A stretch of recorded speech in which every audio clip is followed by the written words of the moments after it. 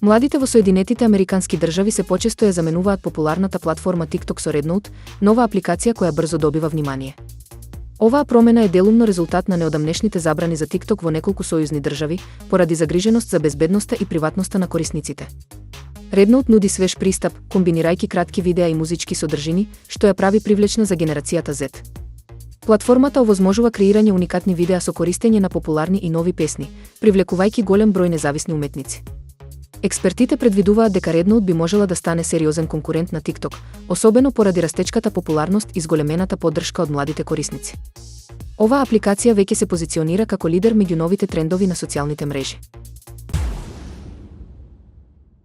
Неверојатно ефтини Android телефони по цена од само 20 евра се појавија на пазарот, изненадувајќи ги корисниците ширум светот. Овие уреди, произведени од помалку познати компании, користат базични компоненти и оперативен систем со минимални ресурси за да понудат функционален смартфон по символична цена. Иако нивните карактеристики се скромни, тие се наменети за корисници со ограничен буџет или како секундарни уреди. Производителите на овие телефони користат ефтини материјали и често се потпираат на софтвер со отворен код, што значително ги намалува трошоците. Дополнително, нивната цена е резултат на масовно производство и поддршка од субвенции во одредени региони. Иако не можат да се споредат со премиум уредите, овие смартфони нудат основни функции како повици, пораки и пристап до интернет.